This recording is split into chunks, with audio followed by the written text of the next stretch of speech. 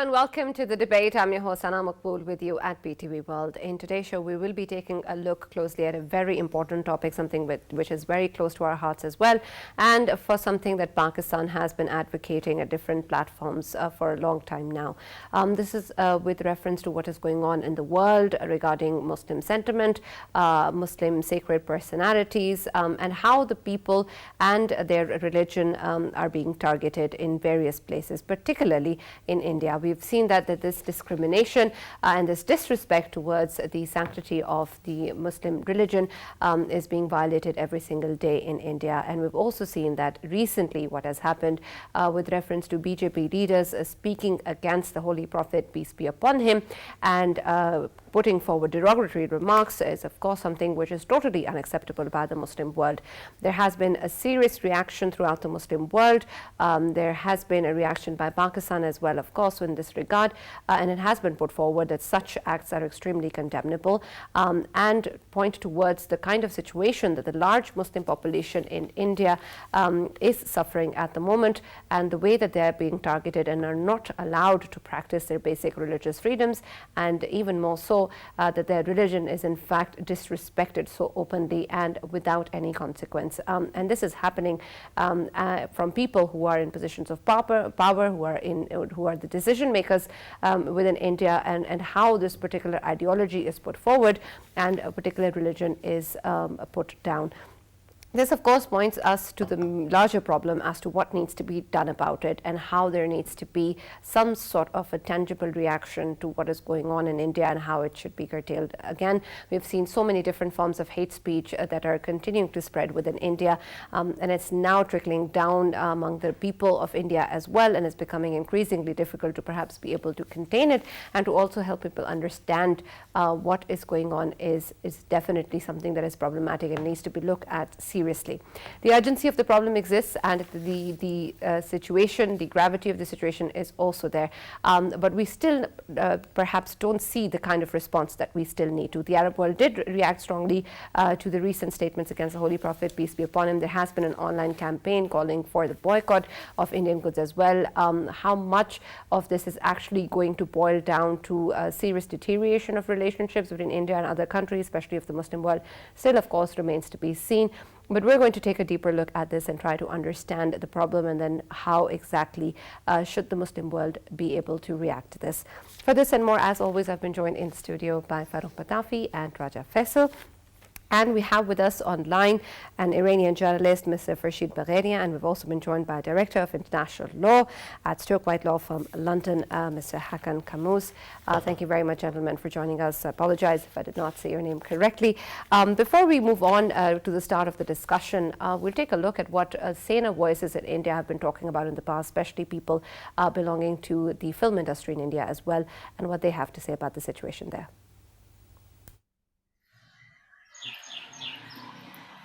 Well, the first reaction was anger. What is happening here is, I think, a concerted attempt to make Muslims feel insecure. Because I said something months and months ago, almost a year ago, about being concerned about the fate of my children. My life is over and I have another 10 years to go, so I won't live to see it.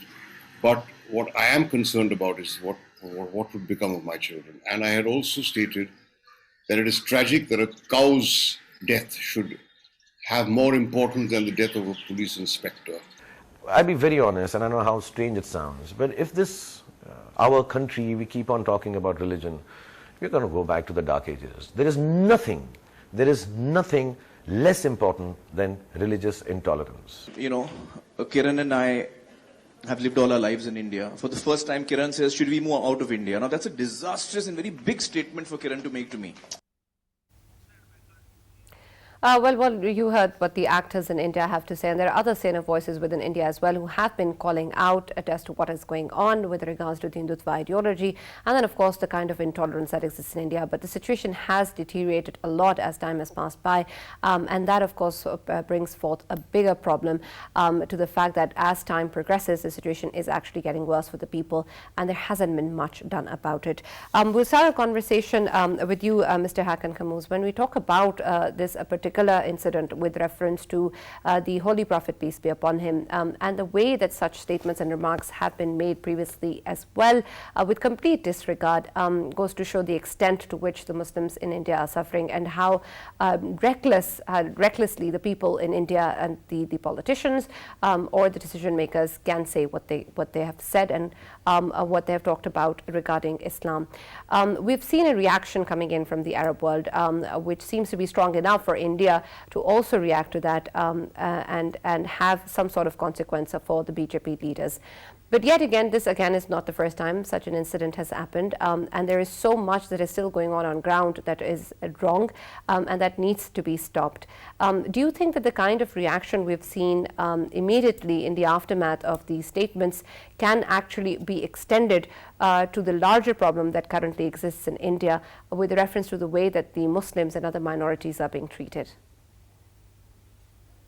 Opportunity to speak about this subject. I mean, the world has become really a sick place where civility and the respect has been slaughtered at the altar of freedom of expression, of speech, or expressing their ideas. I mean, intelligent human beings can discuss and debate and disagree, but insulting and offending is below the status of civilized human beings. This is not how we should be behaving, and the reactions being shown is acceptable, and it's not enough. There should be a stronger reaction. Especially Prime Minister Modi and his party has been at the forefront of discrimination, specifically against Muslims in India. When we filed a case against him and his officials at the international legal platforms for the war crimes they committed in Kashmir, whilst investigating the crimes that took place in Kashmir, we've come across many examples of their sick behavior and how when they were torturing people, when they were actually attacking individuals, civilians, Muslims, the language they used and the brutality they showed shows the mentality that stems from the leadership of the country that goes all the way down. To be honest with you, the reaction shown, I believe, is not satisfactory.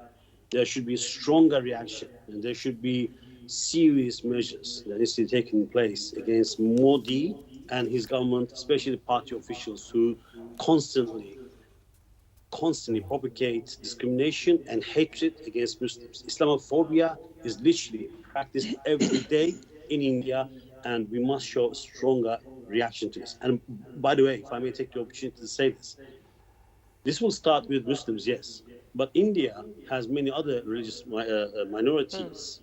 This will go on to other religious practitioners like Christians and Sikhs and atheists, maybe, because their form of nationalism and their form of practicing the way they express their religious views is so extreme that you could actually compare it to how Nazis were or how the Spanish Inquisition was. It's no different, because right now, if you're asking me what's going on in Kashmir, specifically what we have experienced in investigating their conduct there, literally I could compare it to the almost genocidal, and it's like an ethnic cleansing and religious cleansing that started and is ongoing. They're killing people, they're destroying mosques, they're attacking the places of worships. This barbaric conduct must be stopped. There should be a stronger reaction from world community. That's my opinion. Right, absolutely. Mr. Farshid, of course, there needs to be perhaps a stronger reaction, and there needs to be a harsher consequence, or any consequence for that matter, of what is going on the ground. But like we've discussed, this of course is something that has been going on for a while, and if we can actually draw parallels with Nazis, then why is it that the kind of reaction that we see from the world community is not really equivalent to what is happening, or the parallel cannot be drawn with how the world has reacted previously to Nazis as well? And I understand the kind of economic interests and bilateral relations that exist, but haven't we crossed that line yet? Okay, thank you very much for the invitation. First of all, let me have these words very simple. Islamic values or religious values is not negotiable, never, ever. So the fact is, right now, one country like India, with a huge number of population, is struggling, is a different play. It's a very hazardous play with the values, Islamic values. This is very different thing. This is more than Islamophobia, because we face in the 2022, we face 3 times Islamophobia action in Norway, in Denmark, in Sweden, regarding the outrage to Quran. And they call it the expression, the freedom of expression. This is not expression. This is not freedom. This is not expression. This is a different thing. This is Islamophobia. But something is happening in India is different. I think more than the Islamophobia. I believe because by means of Iran is a huge Islamic, country. Summoned the Mr. Gaddam, the ambassador based in Tehran, and asked him for the issue, and he expressed his regret and called that the issue is unacceptable. It means that the embassy is not accept this situation. It's a different thing. This is not Islamophobia. But by the way, he remarks that the Indian government is respecting all the religions. The huge number of religions in India. In India, with a huge number of religions, not respect the Islamic values. This is different, another different. But consequences of this to boycott the Indians products and something like that. This is how the people treat that. We are looking for the treatment of the government, not only the people. The people is different thing. For example, Iran has relation. But Dr.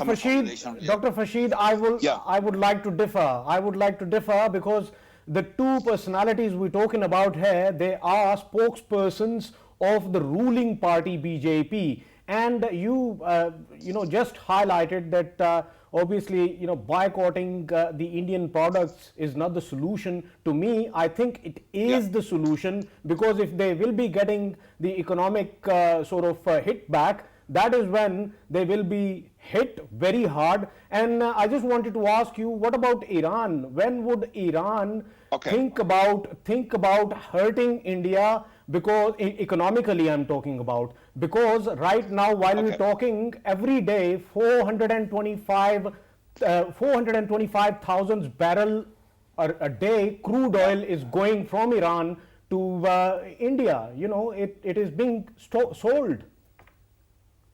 Okay, I just explained that the boycott is not enough. Is not the solution. It's not enough. We need more than boycott. Regarding the relationship between the commercial relationship between Iran and India, the Chabahar port. Recently, Indians tried to export their products by flying over the Chabahar port, and Iran sent its claim that you have to support this port, you have to invest in this port, and you are flying over this port, and this is not the agreement we have done with your country. This is the fact. Indians are, I don't know what, get rid of the Islamic countries. Is for example, with Iran, or something, 450,000 barrels of petroleum is not enough for the Indian industry.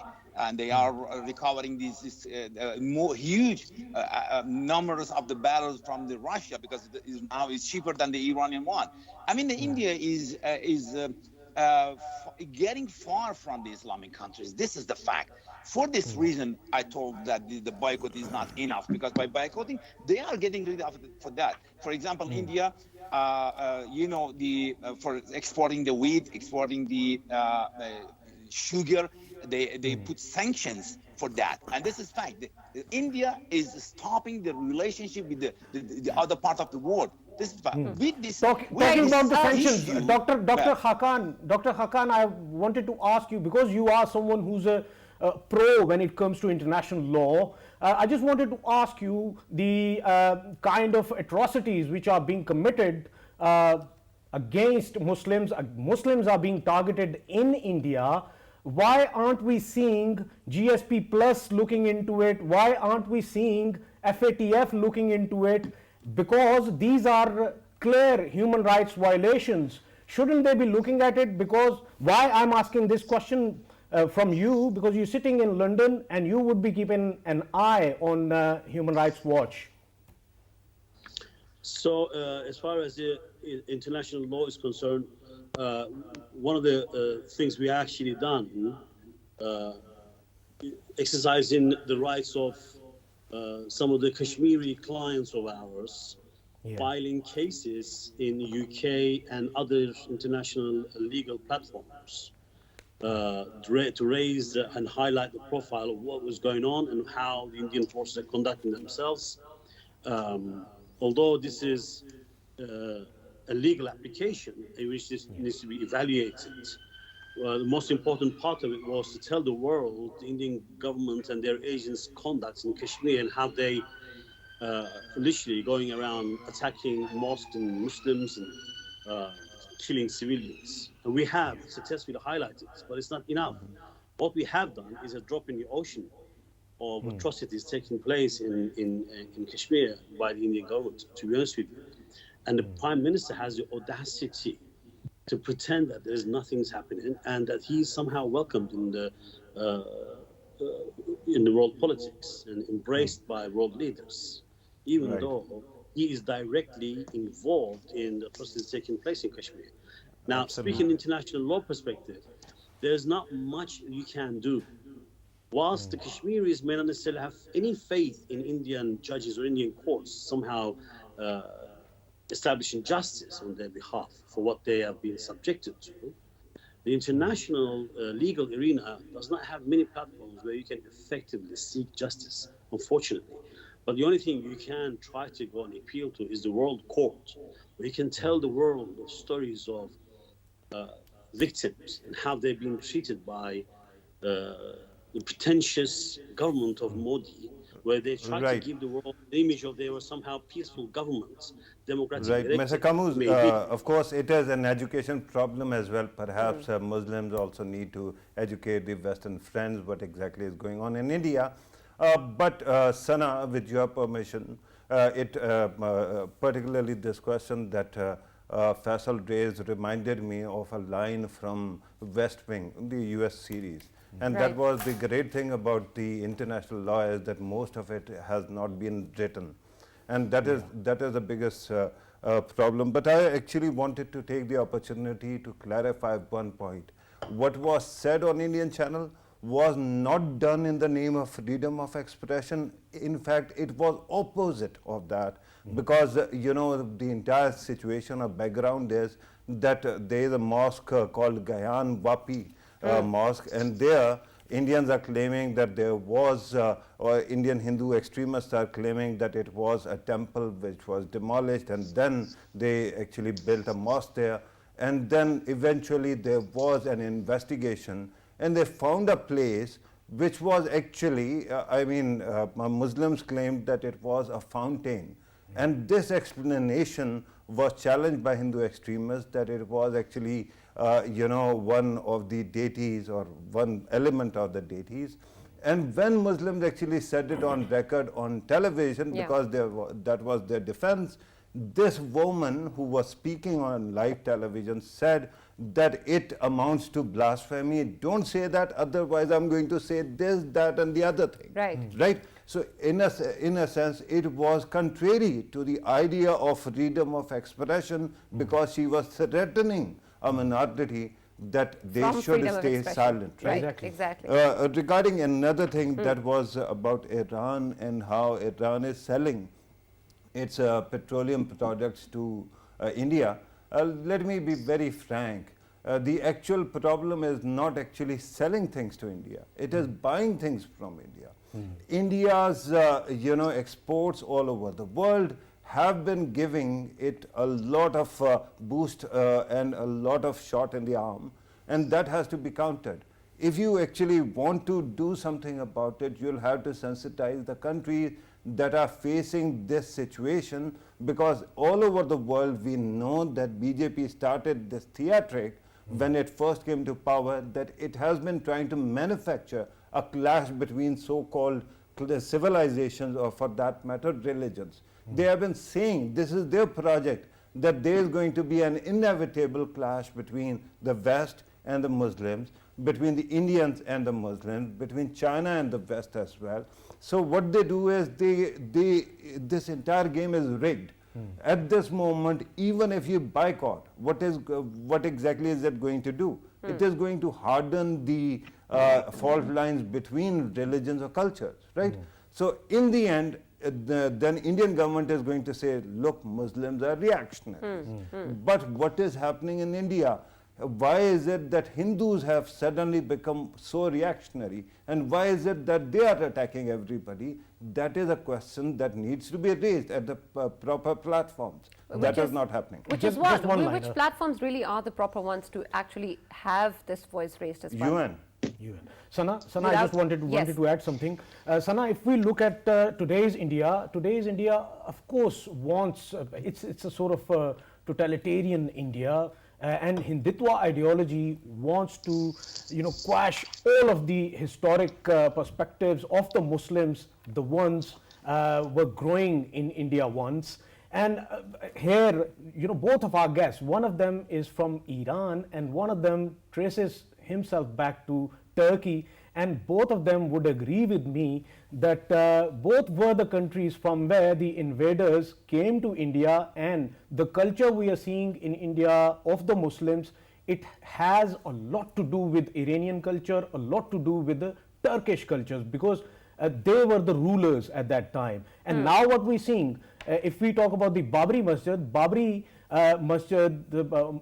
was demolished because it belonged to Babur. And who was Babur? Babur had the Turkish descendants. And if we talk about the Qutb Minar. Which century are we living in? 14th century? 13th century? No. Why are we debating 13 and 14th? No, we're not. Why are the Indians doing it? Why are the Indians doing it? But the thing is, they want everything which has a trace related to Islam, a trace related to Muslims, they want to demolish it. It's not like Pakistan where you want to erase the past as well. Exactly. It's not like Pakistan where Faisal, still you can see so many roads Mr. Farshid has to leave, so I'll just quickly go to him and then we'll come back and continue the discussion. Mr. Farshid, when we talk about all of these issues, and earlier you said that there needs to be harsher reaction, and when we talk about the kind of perhaps unwritten laws that are there, where we don't really have something tangible that can happen, do you really think that the opinion or the world courts, as Mr. Hakan were talking about, will be able to respond to this matter as urgently as it needs to be? Because we can talk about perhaps these issues garnering a sort of response that needs to be harsher than what we're seeing right now. But the fact is it's not happening, and we don't really see it happening anytime soon. So what really is the step forward? I believe that such issues will straighten the ties between Muslims, and we will unify all the Muslims all around the world, because we are talking about the values.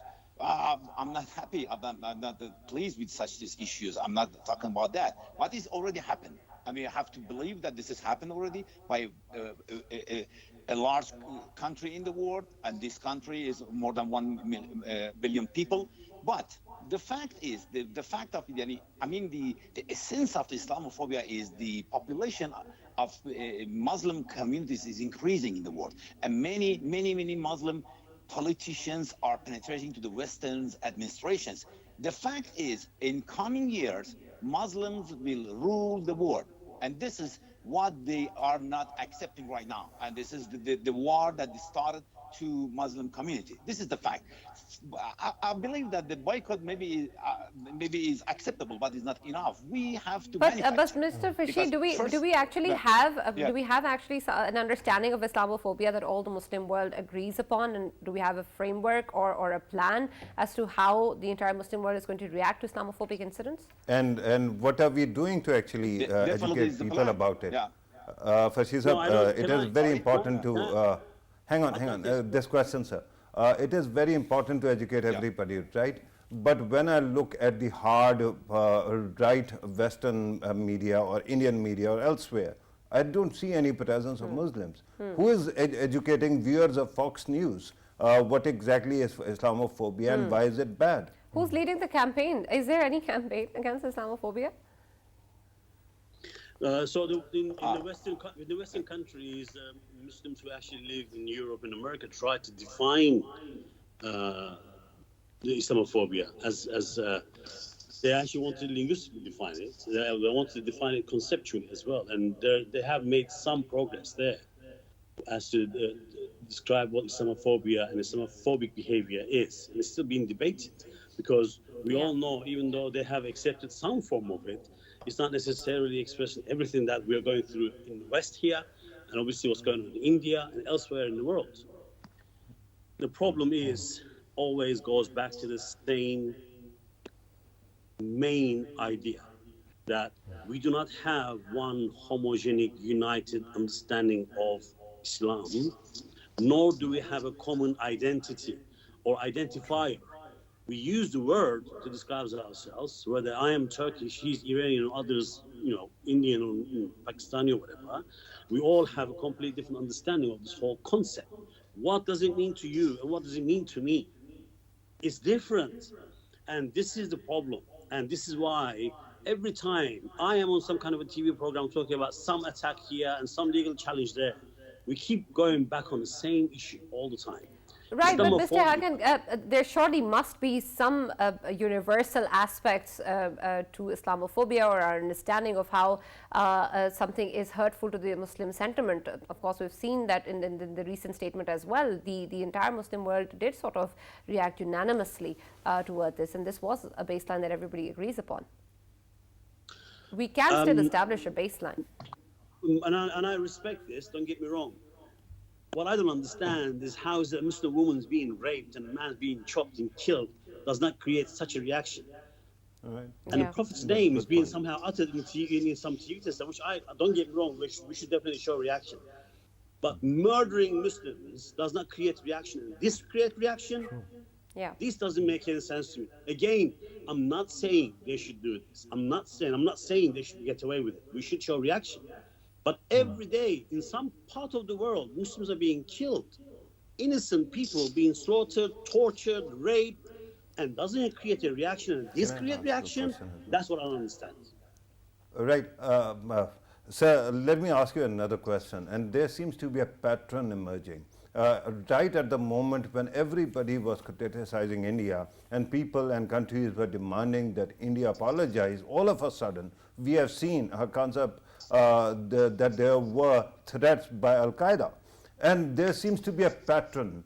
Every time it is about human rights, somehow some terrorist organization appears and hijacks the debate, and it becomes suddenly about not about human rights, but about terrorism. Is there not a pattern? If there is a pattern, why is it that the world doesn't recognize that at this moment any kind of physical threat doesn't serve the cause of Muslims anywhere in the world?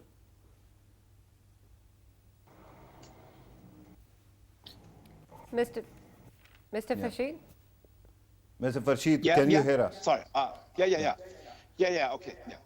So, you talked about the human rights. But really, I don't believe that this is one unified meaning for human rights in the world. Human rights is sometimes like a rifle and sometimes like a dumper. So, no, but do we have any definition of human beings? If we have a definition of human beings, of course. Their rights also human rights? Which school are you educated? That school will give you the concept of the human being. That is the fact.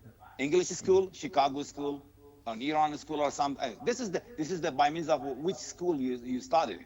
So when you talk about the human rights, for example, Uyghur Chinese, Muslim Chinese, and American U.S. administration will put the sanction on the products are coming from this part of the world, but only for this part of the world, because China is the adversary of the United States.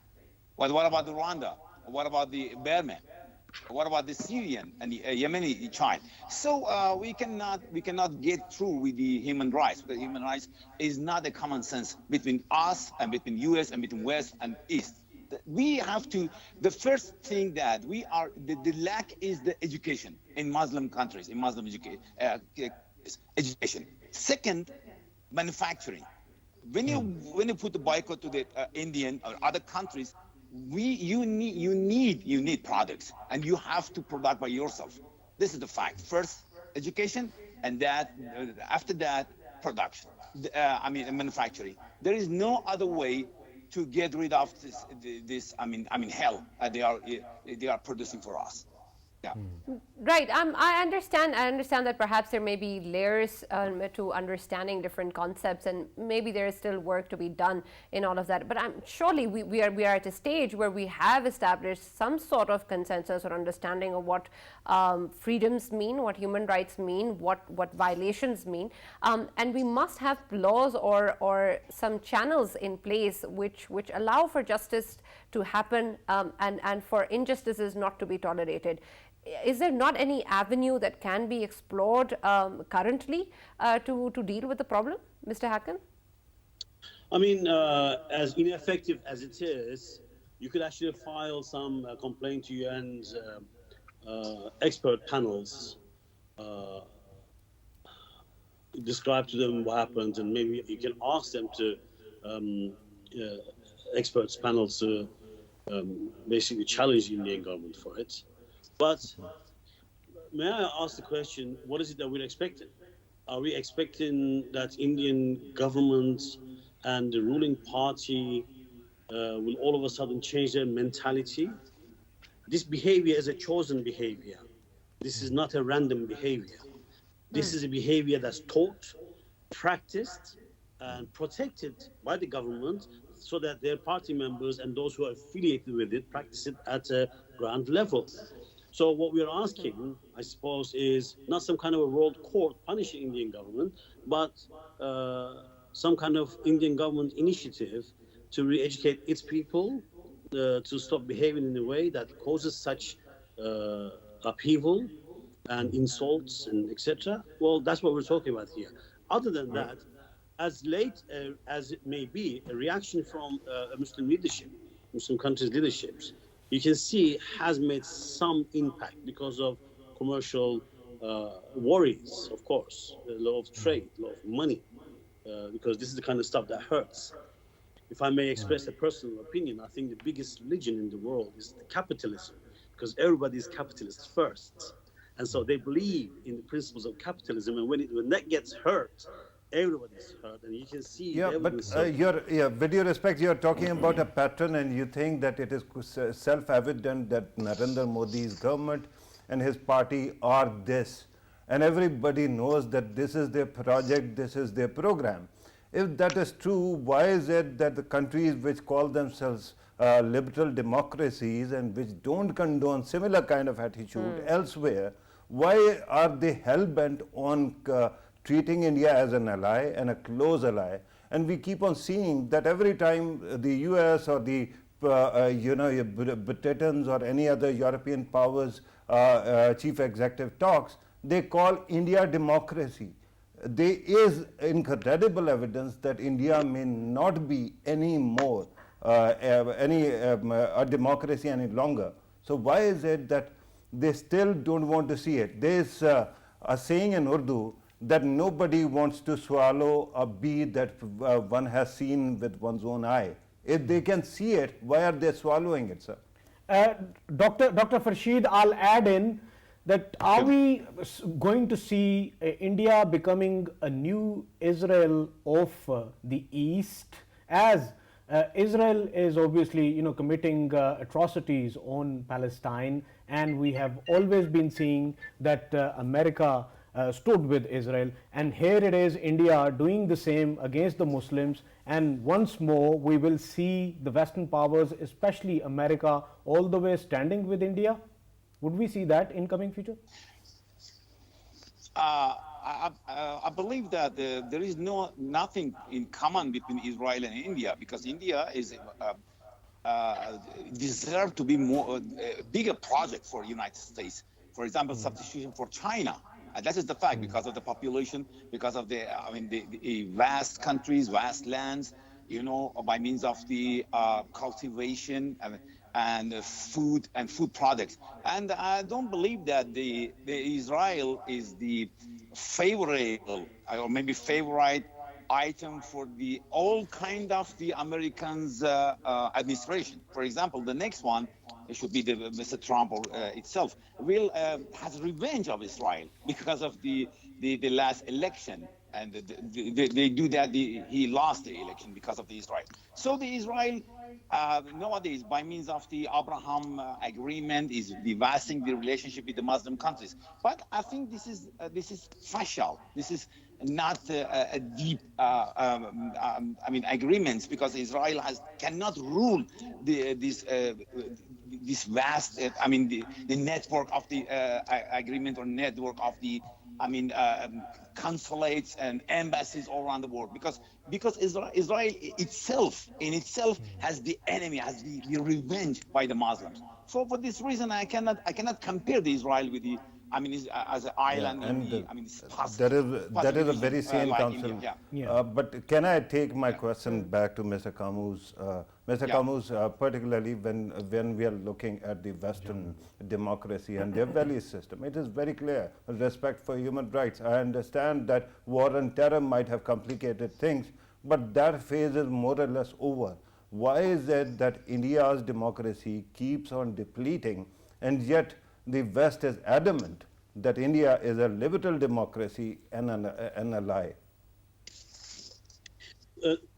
These definitions are all misleading, and they're just words, and they don't necessarily represent the meaning, the substance that's supposed to actually give us those kind of images, if you like. Joe Biden came to power, elected, and he has not been to Saudi Arabia. He actually condemned the Crown Prince, and then the Khashoggi affair obviously has led them to have this kind of attitude and stuff. And you will see very soon he will be in Saudi Arabia, kissing the skirt of the Crown Prince and calling him, Saudi Arabia, as an ally, etc., etc. And in the world of politics, the values do not represent actions. Values are just uttered. The actions, as I said earlier, is all based on benefits, how the commercial relationship goes on between the countries, and reality always kicks in.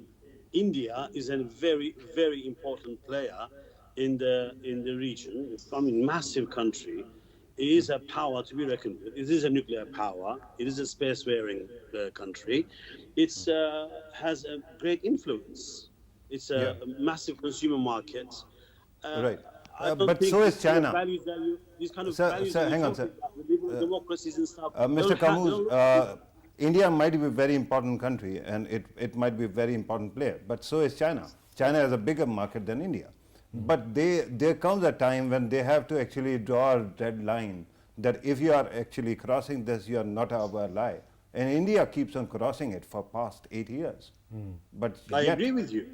Yeah, I agree with you. Now, in my last press conference we held about filing cases against them, we actually expressed how people are, the whole world, and the perception of India has been, the whole world is duped, literally duped into thinking there's some kind of a peaceful country exists, especially under Prime Minister Modi. No, this is a brutal regime, murdering people. And we actually highlighted this, that this is all fake, and the image they're putting out there should not be taken on the face value. We've said all these things, but you do need to understand that you're talking about the world leaders, especially in the Western world. Most of these people prefer to have that kind of relationship that you're describing with Indian government for their own mutual benefits, whatever that may be. And I just want to say a couple of words about Israel's role. When we were investigating the war crimes that took place by the Indian officials, we found vast amount of collaboration by Israeli security forces who are training Indian security forces. They have a security agreement under the Global War on Terrorism, as you mentioned earlier. And they're actually literally teaching Indian governments how to go about doing these things successfully, if I may say. And we can see the consequences of it. Muslims are suffering. Islamophobia is rampant, yet goes back to the point that you're making, as if this is not taking place. The Western world, most of the world, remains quiet about it, or maybe little gruntles every now and then, but nothing else is being done about it. When we because it's a huge country. Because it's a huge country and a very big economy. That's why, Dr. Farshid, my question to you is, today's India, we have an India which is being ruled by a neo-Nazi inhuman ideology called Hindutva ideology, and of course it is a huge country, and of course it is a very big economy. That is why the Western world is very quiet. So should we be waiting for the day when India gets balkanized? That is when we will see a solution to all of the menace which is being created by Hindutva ideology, sir? Yeah, I believe that according to the Copenhagen school, if India is getting bigger, getting more, richer, and the welfare will spread all over the India, and all Indian wants to, for example, eat 3 times per day, they have no food for themselves. So we are talking about the huge India, but this India must stop the level of the progress in this level, not more than that. Otherwise, all Indians, for example, families needs car to drive, needs, for example, needs a house for itself. India has its own resources for right now, not for bigger India. This is the fact, because India is ruling the people with poorness. With poorness, because the ideology for India is covering for the poor, the Right. poorness for that. For example, Right, the Indian, conquer the yeah, please. Unfortunately, Please. Mr. Farshid, I'm sorry to interrupt, but we're almost Yeah. out of time. But thank you very much for being a part of the debate, and Okay, Mr. no Hakan problem. Kamoos for being a part of the debate, and sharing your views with us. Thank you very much for being part of the show. Of course, there's much that needs to be done, and we hope will be able to see some change soon. But one thing is for sure, that we need to be able to condemn what is wrong, whether it's a blasphemous statement or it's a violation of people's religion, whoever it may be. And so that is what Pakistan will continue to do, and we hope that the international community does the same. That's all from the debate. We'll see you tomorrow.